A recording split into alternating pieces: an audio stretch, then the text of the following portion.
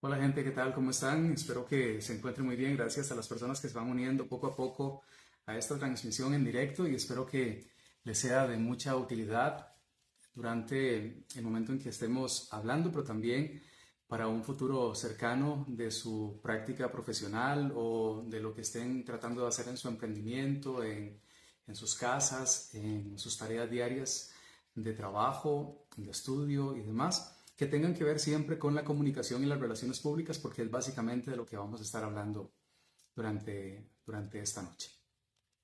Durante un ratito, porque sé que no tenemos mucho tiempo, tal vez ustedes están ocupados y yo también, pero con todo gusto vamos a ir haciendo este tipo de dinámicas durante el tiempo que se nos preste para ello y será un placer poderles servir. Desde hace varios días publiqué algunos videos que de una u otra forma han despertado la curiosidad de la gente acerca de qué son las relaciones públicas, cómo funcionan, cómo trabajan, qué es lo que hacen, qué podríamos hacer en nuestras empresas, cómo está ese asunto de la imagen. Y han surgido a partir de ello varias preguntas. Tomé nota de muchas de ellas que me han estado enviando vía WhatsApp, Facebook e Instagram. Y entonces voy a darle respuesta en el orden que me parece lógico acerca de justamente la comunicación y las relaciones públicas. Primero tenemos que empezar porque ¿qué es comunicación? Lo hacemos todos los días, constantemente, pero verdaderamente sabemos qué es comunicar. Comunicar viene del latín communis, con doble M de mamá, communis, y significa hacer experiencias comunes.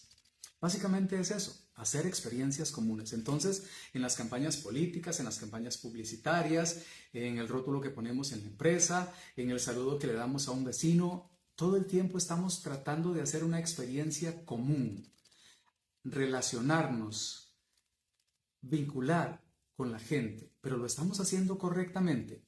O la forma en que decimos las cosas, o que escribimos un texto, o que enviamos un correo electrónico, en realidad, ¿lo estamos haciendo correctamente? ¿Sí o no? ¿Estamos haciendo esas experiencias comunes? Recordemos entonces que para comunicar tenemos que llevarlo a lo consciente, porque es tan natural que siempre estamos comunicando, pero en realidad lo hacemos de manera muy inconsciente. Precisamente por esa razón es que deberíamos llevar la comunicación a lo consciente. ¿Cómo saludamos a la gente? ¿Cómo nos vestimos?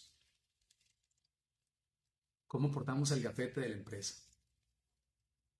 ¿Qué hacemos cuando se nos asigna una tarea y tenemos que decir que no porque no es posible? ¿Qué hacemos en estos casos? Y precisamente de eso vamos a estar hablando esta noche y también de las preguntas que tengo por acá que se relacionan justamente con ello. Entonces, comunicar es hacer experiencias comunes, pero resulta ser que la comunicación del ser humano está dividida en dos grandes vertientes o dos grandes ramas que se unen. La primera es la verbal, la comunicación que se da con la palabra hablada, la articulación de palabras habladas, como decir hola. Esa es la comunicación verbal y solamente es el 7% de la comunicación del ser humano. Solamente 7%. Imagínense ustedes que decimos muy poquito con la comunicación verbal. Saludos, Richard. Un placer tenerte por acá. Estamos hablando de solamente 7% de la comunicación verbal, palabra hablada. Pero que estamos diciendo con la comunicación no verbal grandes cosas. O sea que el 93% restante es la comunicación no verbal. O sea que hay que tenerle mucho cuidado. Y se dice por ahí que la comunicación no verbal es lo más honesto que tiene todo ser humano porque generalmente es inconsciente.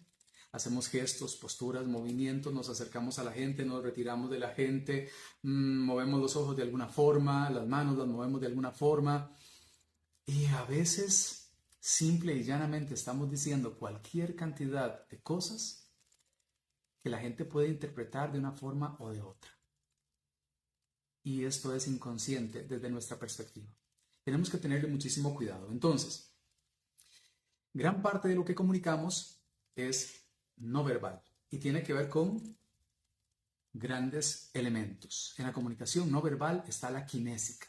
Gestos, posturas, movimientos. Cómo movemos los ojos, cómo vamos a fruncir el ceño, cómo nos alejamos de la gente. Entonces ese movimiento que hacemos para alejarnos o cómo nos acercamos para leer algo o cómo nos despedimos de alguien o a veces cómo saludamos. Gestos, posturas y movimientos. Los ojos nos delatan constantemente. A veces, cuando miramos hacia arriba y hacia nuestra derecha, la persona que está actuando en el momento, a nuestra derecha, posiblemente estamos diciendo que estamos tratando de crear para decir algo.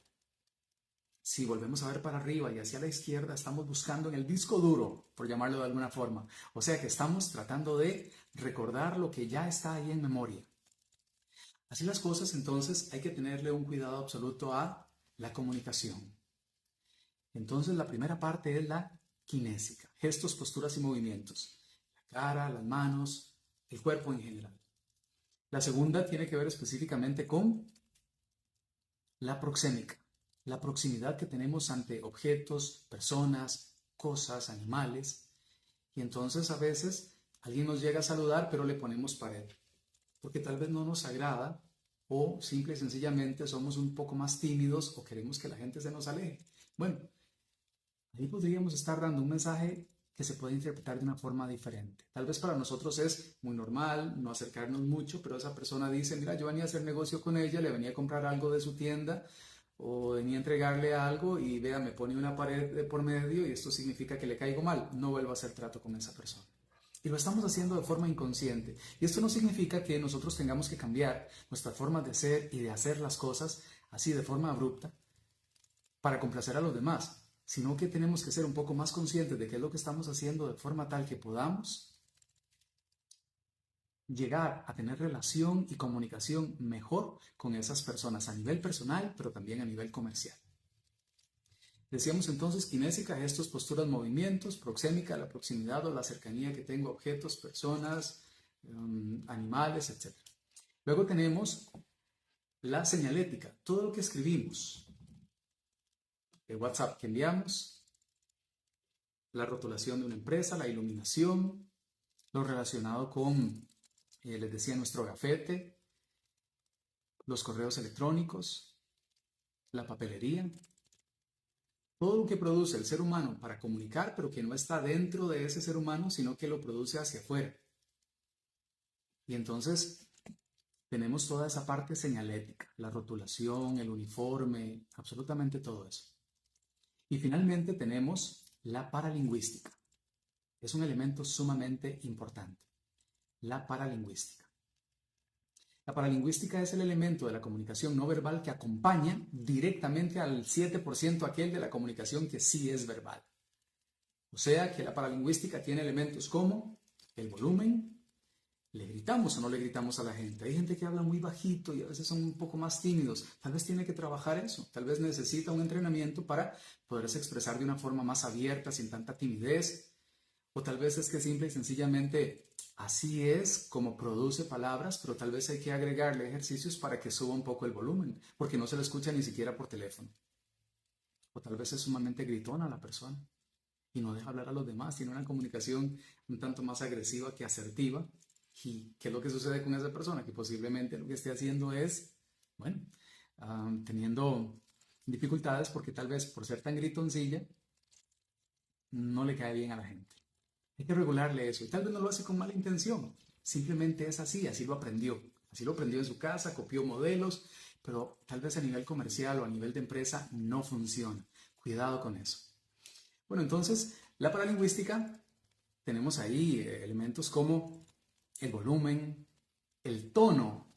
El tono es muy importante. El tono tiene que ver con la intención. Es un tono regañón, es un tono sarcástico, es un tono tal vez muy ejecutivo. Es un tono muy familiar, es un tono muy alegre o al contrario, es un tono muy, tal vez muy aburrido.